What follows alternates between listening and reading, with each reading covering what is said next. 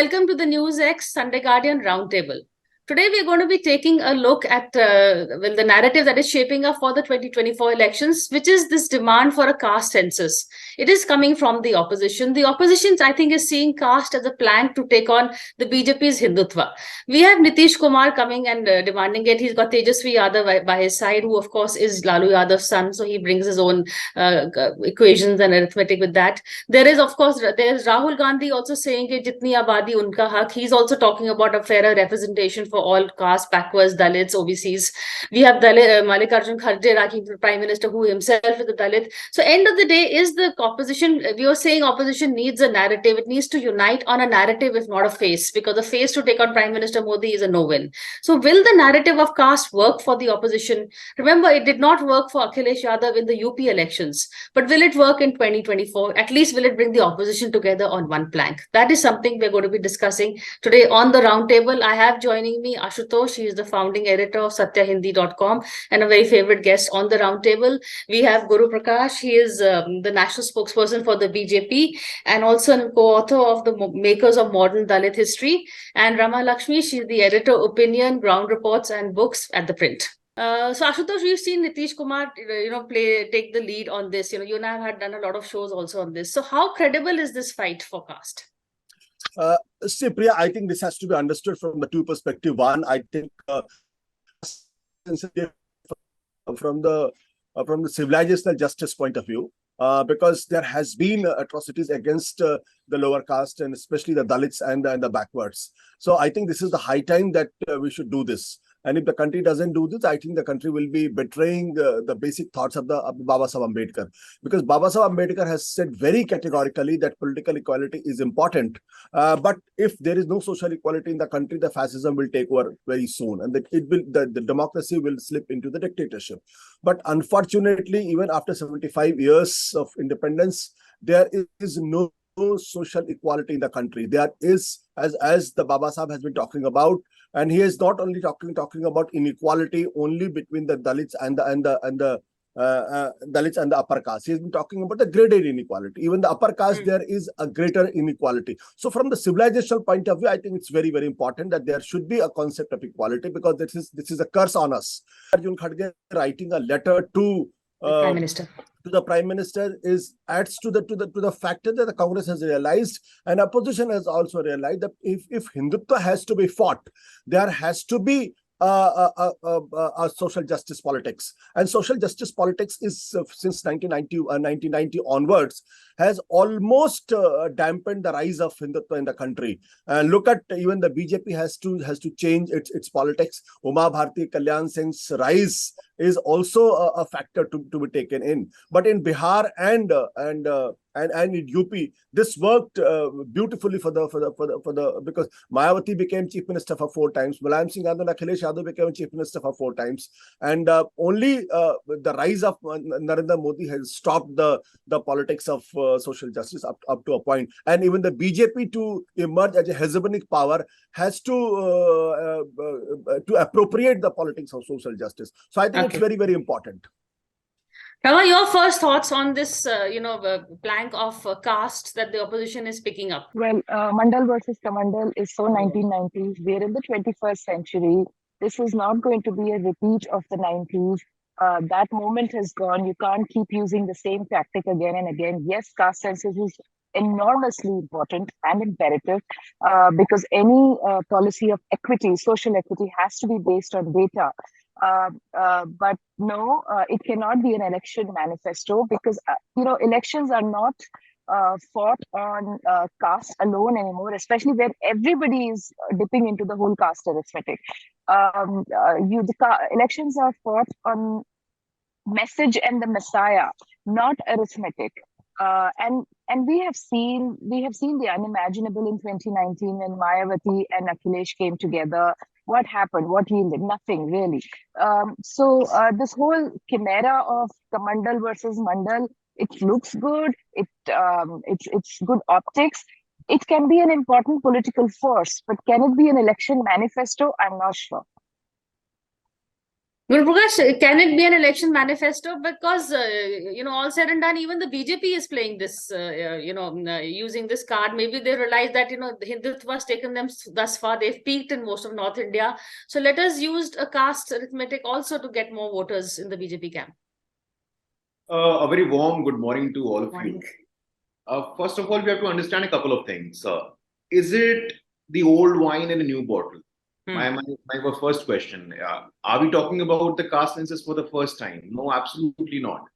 There has been conversations around caste. There has been conversation around social justice for quite some time. And both Rama and Ashutosh ji, including you, Priya, all of you are senior political journalists, and you would have followed that this is not a new thing.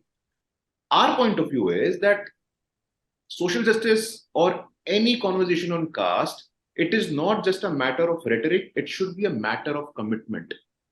For the first time in the history, we have a woman from the Adivasi community at the head of the constitutional position, the Rashtrapati Bhavan. For the first time, and I'm emphasizing on it, for the first time, we have such a powerful prime minister who comes from an extremely backward class community. Point number one. I can go on and on. You look at the representation, you look at the dignity, you look at the Council of Ministry, you look at the organizational hierarchy as well. The level of representation, the level of dignity, the level of recognition for the marginalized have phenomenally increased. Second point, you mentioned about Nitish Kumar might be emerging as a consensus candidate. So I was reading this news this morning. Nitish Kumar's so-called social justice government has amended the prison manual, and a person who is charged with the murder, with a mob lynching of a district magistrate back in 1993, who comes from the Dalit community, been released because of political dividend, purely because of political dividend. And Mr. Rahul Gandhi, we very strongly believe, Priya, Mr. Rahul Gandhi or the Congress party has absolutely no locus standi to speak on caste politics. What did Congress party do to Ambedkar? What did Congress party do to Babu Jagjeevan Ram? What did Congress party do to Sitaram Kesri, the OBC president of the Congress party? The nation remembers all of it. It was the Congress's senior leaders, senior ministers, Virappa Moily, who has gone on record to speak on the challenges with respect to caste census. It has to be a matter of commitment, not only, like Rama pointed out, pure optics and pure rhetoric and pure sloganeering and pure demagoguery. It has to be a matter. You have to walk that extra mile to prove that. And BJP, in the course of the last 7-8 years, we have seen has walked that extra mile. That's it. Ashutosh, a lot of it is also optics. Yes, nobody's arguing that there is a definite need for social justice, but the optics of it, who can convince the voters that he's more sincere or she is more sincere towards social justice and become a sort of messiah, sort of modern day JP in that sense? Who would that be?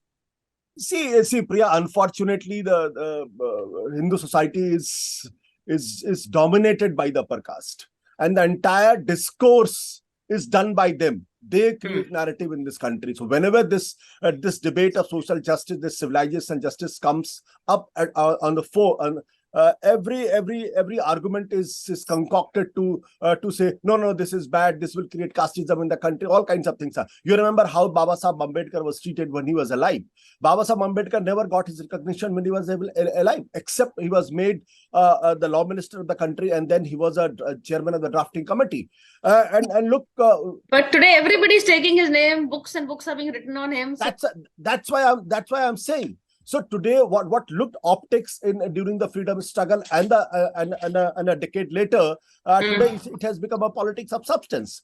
Today, can anybody do politics, whether the BJP, whether the Congress, whether anybody do politics avoiding Baba Sahib Ambedkar's name? Even Arvind Kejriwal has also been very fanciful about Baba Sahib Ambedkar.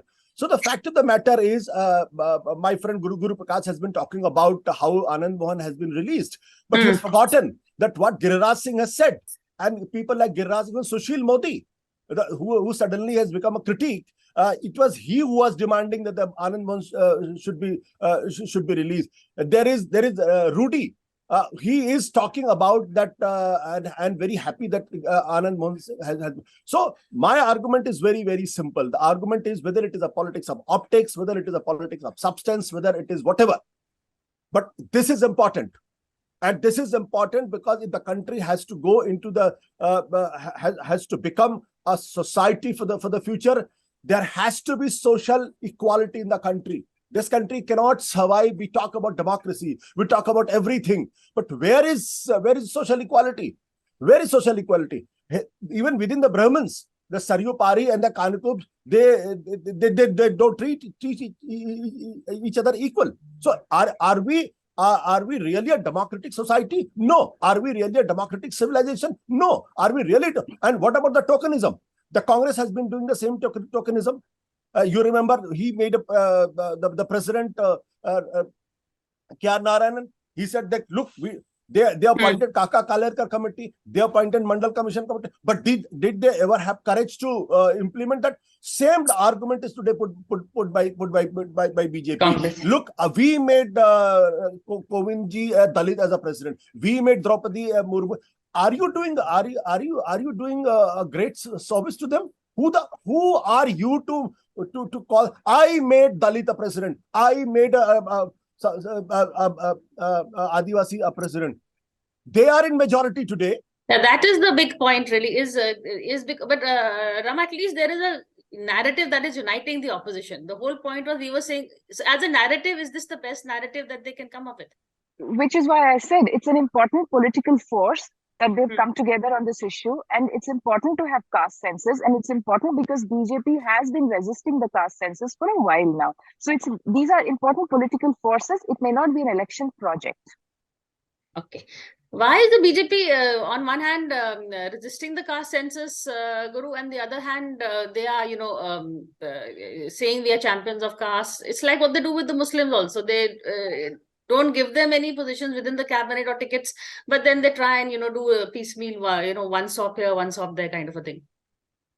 There are so many thoughts in my mind right now. Okay. Your last point about Muslims. So Danish Rizwan Ansari, a Pasmanda Muslim, is a member of the union, is a member of the state ministry in Uttar Pradesh. Number one. Very recently. Number two, why are we not talking about the Gujar Muslims of Jammu and Kashmir? Why are we not talking about the Shantaram Sidi, the first member of the Sidi community from Karnataka to reach the Legislative Council in Karnataka? Very interesting. Post 370 abrogation, Ghulam Ali Khatana, a Gujar Muslim, has been sent to Rajya Sabha for the first time from Jammu and Kashmir. For the first time, and Priyaji, you would be surprised to know, since 1952, our country had this provision of sending people to Rajya Sabha through the route of presidential nomination from the art culture category. For the first time since 1952, not a single Dalit was sent in the last 75 years. It was Ilayya Rajaji from Tamil Nadu who went to Rajya Sabha from that presidential nomination route for the first time. I agree with my senior colleague Ashutosh ji. There is absolutely no denial that we need social justice.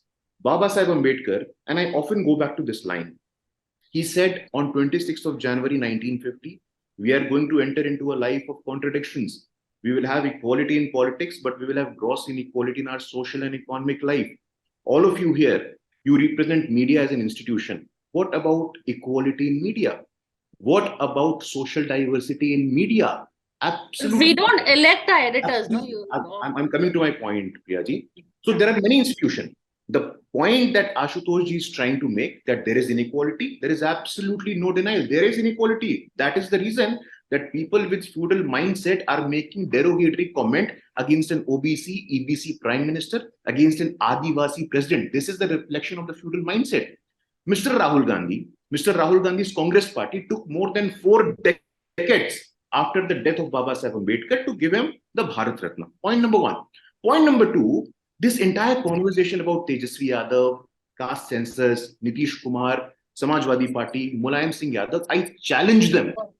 I challenge them to do a caste census within their own political party. For instance, in RJD, Mr. Tejasvi Yadav, a deputy chief minister himself, his brother Tej Pratap Yadav, a health minister, a minister in the government. His sister Misa Bharti is a Rajya Sabha member of parliament. His mother Rabdi Devi is a leader of house in the Legislative Council. Family politics, huh?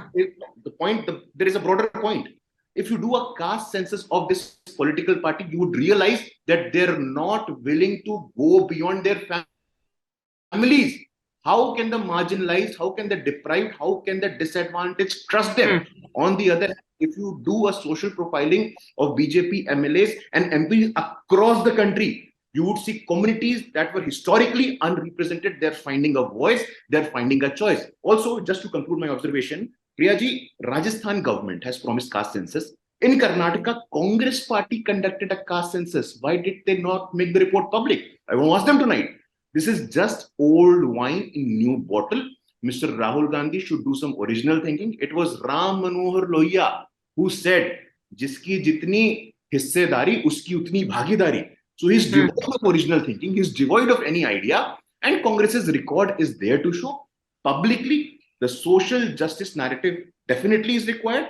But Congress cannot and should not just do this politics of rhetoric and optics. I strongly, and just last point. So, Ashutosh, you also mentioned about Aam Aadmi Party. Arvind Kejriwal uses the portrait of Baba Saheb Ambedkar. And you would be surprised to know, with Arvind Kejriwal's Aam Aadmi Party, Ashutosh's former political party, has some members to the Rajya Sabha. Not a single scheduled caste, not a single OBC, not a single scheduled tribe, not a single extremely backward community in their list of member of parliament. Why can you talk about social justice? So the point is this: the fact speaks for itself, Priyaji.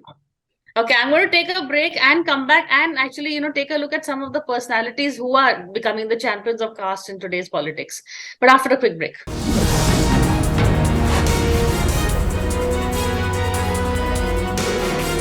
Hello and welcome back to the NewsX Sunday Guardian Roundtable.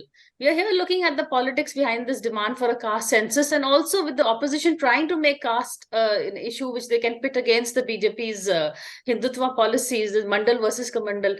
Guru, you wanted to come in before I bring in Rama? No, you bring in Rama and then I'll collectively take it. Okay. So Rama, caste is something, even Modi has been trying it, right? It's not that suddenly why has the opposition picked this up? They needed an issue. But Modi's always been playing on his OBC card. When he does a cabinet reshuffle, he actually tells us the list of, the caste that he's accommodated in the cabinet. So they've been doing this consistently. Suddenly, is it there's such a gap that the opposition feels it's an issue that will work? So 3 quick points. One is, yes, Modi and the larger BJP has been appealing to different caste communities and splitting the OBC vote, removing the Yadav, the creamy layer, as they call it, the Yadav vote from the OBC and looking at the lower OBC segment. They're splitting the Dalit votes, non-Jata votes is something they're looking at. So they're splitting a lot of these monolith communities, right? The vote banks. So that's one thing they're doing. And as far as hanging a portrait of Ambedkar is concerned, everybody's doing it. That's tokenism. There's no gratitude for it. Please, let's go beyond that conversation about whether you hang the portrait or whether you go and do a namaste or whether you go and do something on the 14th of April. Politics of symbolism, optics, nothing more than that. And that has become an imperative. Everybody has to do it, so everybody's doing it. At one time, it used to be Gandhi. Now it's Ambedkar. Having said that, why is the opposition, since the Modi and BJP are already appealing to caste groups, different caste groups, not just the dominant caste groups, why is the opposition seeing an opportunity in this? Because they're bereft of ideas. They think they can reinvent the 90s politics again. They're really bereft of ideas. The biggest nara or slogan today that can actually bring the opposition parties together is jobs. Why are they not talking about jobs? Right? Where are the jobs is something, if you repeat it 1,000 times, Modi will have a problem answering that. Yes, he will give out data and things like that. But the fact is, our biggest challenge today is jobs. And the third point, caste census is very important. And it's a good thing that it's become a political project for many people. But what after caste census? Who is in the best position to take the data that the caste census generates? And what policy tools are we going to bring? Are we ready for the reservation demands that will come up, the demands for proportional representations in jobs, in politics that will come up as a fallout, natural fallout of this data, because the data is going to make all of us uncomfortable. Is anyone thinking about the policy framework after the data comes up? I don't think so. I think maybe the BJP is, but very interestingly, Rahul is trying to bring this also into his, he made a very interesting thing that one of the Congress people have made it, that in the Adani company, he's saying that there are no, out of the 74 directors in the of the 16 companies, not a single one is Dalit. So he's using that caste also to attack Adani and, make that part of the whole plan. But Rama's point is very clear. What will you do once you've opened the Pandora's box, you've got the census, can you actually go in for more reservations? How would you then handle it? Guru. Yeah. Is So that why the BJP is reluctant? absolutely not. You see, it is a social problem and our society is mature enough to deal with it. Point number one. Point number two, when you say, and it is factually incorrect, you show me one record, you show me one evidence to establish that BJP opposed the recommendation of Mandal Commission. This is nothing but a white lie. It was Mr. Rajiv Gandhi who, on the floor of the parliament, opposed the recommendation of Mandal Commission. Point number one. Point number two, Kaka Kalilkar Commission. What was the fate of Kaka Kalilkar Commission? And who sort of ditched the recommendation of Kaka Kalilkar Commission? It was the Congress party for the first time. And I wrote this article when we and Rama, we discussed about it, this idea of behalfism. You don't speak on behalf of anyone. You don't speak on behalf of Dalits. You don't speak on behalf of tribals. You don't speak on behalf of backward communities. They have their own voice and they have spoken. They are speaking since the last 8-9 years. I don't usually say this. I don't make it a point. But as a Dalit, I am the youngest ever spokesperson of world's largest political party. Dalits see this. Tribals see this. Backwards see this. I get voice, I get platform, I get an opportunity. So this is the idea of real representation. This is the distinction between representation and symbolism. We still remember the fate of Babu Jagjeevan Ram, the only Dalit deputy prime minister. He had to leave the Congress party and form the Congress for Democracy. And also, just one brief point, the policy years of the Congress party, the Scheduled Caste Development Fund that was meant for the development of the marginalized, it was Congress party, Sheila Dikshit government that diverted the fund. Insensitivity, lack of empathy shows the character of the Congress party. While on the other hand, Bharatiya Janata Party, it's the first time. For the first time, a Dalit becoming the president of any national political party, it was Swargiya Bangaru Lakshman in the Bharatiya Janata Party. Vinay Katiyar, Kalyan Singh, Bharti, Shivraj Singh Chauhan, they have been the leaders of the backward communities long before they could have been imagined. Social engineering, and before that, K. N. Govindacharya, they used to think about it. And even today, you see, the organizational, what do you think? Like, there's a question open. Why do you think that the marginalized communities are standing solidly behind the Bharatiya Janata Party? What is the reason? Welfare, 100%, representation, dignity. There is a political party in Eastern Uttar Pradesh, Priyaji, with the name of Suhel Dev Bharatiya Samaj Party. This is symbolism, but the real thing is who is building the Smarak in the name of Raja Suhel Dev, who is giving representation to the people of his community. That is the idea. That is the welfare politics, representation politics that you have to indulge in and go beyond that rhetoric. I can give you hundreds of such examples. Ministry of Social Justice and Empowerment was renamed from Social Welfare. Constitutional status to National Commission. But are these all just saluting the statue, or are they doing more than that? That is the big question, really. Quickly, we are all out of time, so one Priya, last word to... Priya, my dear friend Guru Prakash has said twice that wine in the new bottle. Wine with the new bottle, the old bottle, it's already intoxicating. So you have to live with this. Forget about which brand it is. The fact of the matter is, he's just talking about Bangaru Lakshman and Dilip Singh Judev. They both committed the same crime. How the BJP treated Bangaru Lakshman, everybody knows. He was removed from the political space and nobody ever remember what happened to him. But Dilip Singh Judev, despite committing the same crime, he remained relevant. So my point is why? Because Dilip Singh Judev belonged to the upper caste. Bangaru Lakshman was from the downtrodden. And say if I had not Guru Prakash that he comes from the BJP, I would have very comfortably said he belongs to the Congress party, because the Congress party used to be the same argument, similar argument with the same tonality. Everything is like that. The fact of the matter is that it is the Congress, whether the Congress party knew that Baba Saheb Ambedkar has to be accommodated into the larger scheme of democracy. That is why he was made the chairman of the drafting committee. Jagjeevan Ram was to be accommodated because they knew you can't ignore the fact. Today, Guru Prakash is again accommodated into the similar scheme of things. And I think the people like Guru Prakash should realize that it is this tokenism which is doing damage to the Dalits and backwards, because the kind of fragmentation the BJP has done, the kind of divide between the Jato and the Dalits, it is done by the BJP. Between Yadavas and the rest of the OBC, done by the BJP. Pasmanda and the Asraf, done by the BJP. So they are master into the divide in politics, and unfortunately, my dear friend Guru Prakash is also a victim of that. Okay, quickly, Rama, last word, then Guru. Guru, then Rama, since Pashutosh will want to react to Guru. Guru? I can speak on behalf of myself, and I don't see our dear senior colleague Ashutosh. I have a lot of respect for him, but I have to sort of concede that there is definitely a disconnect in this understanding. I mean, when you have Dalits, when you have marginalized, when you have backwards getting that level of recognition and representation, and it was the Congress party on insistence of Mahatma Gandhi, Baba Saheb Ambedkar was accommodated. Shyama Prasad Mukherjee was also accommodated, founders of Jansangh. But was it because of the Congress party? You have to understand one thing, that it is the overall empowerment, overall representation that the Dalits can relate to. If there is a Ram temple coming in Ayodhya, there is also a Valmiki temple coming in Ayodhya. Why don't you understand this very simple thing? Look at the leadership across the spectrum. For the first time we are witnessing this. Why are we not talking about the hypocrisy of the Congress party? Why are we not? No, he's not. Okay, he's the hypocrisy of both BJP and Congress is what he said. Rama, Priya, Ram temple is stormed out so much. Ram temple is stormed out so much. What about the Valmiki temple? How many people know that?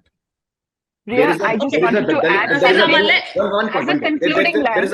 Just a point. There is a Dalit member in the Ram Janmabhoomi Tirth Kshetra Nyas, Mr. Kameshwar Chopal, for your kind information, sir. Go ahead. That's the tokenism of the highest order. Everything can't be tokenism. Everything cannot be tokenism. Everything. Okay, last word to Rama, otherwise we will never end this. Rama. Just one concluding line. Away from all this, the Mandal and Mandal politics has reached America right now.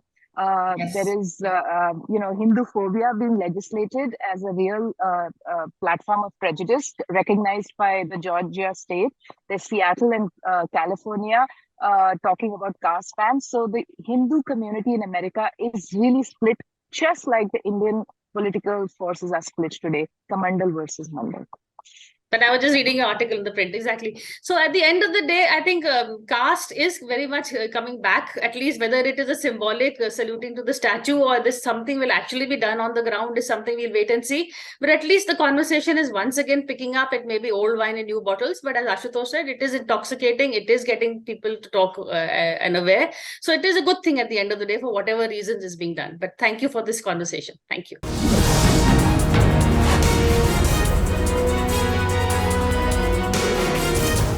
For more such videos, subscribe to the NewsX YouTube channel, hit the bell icon.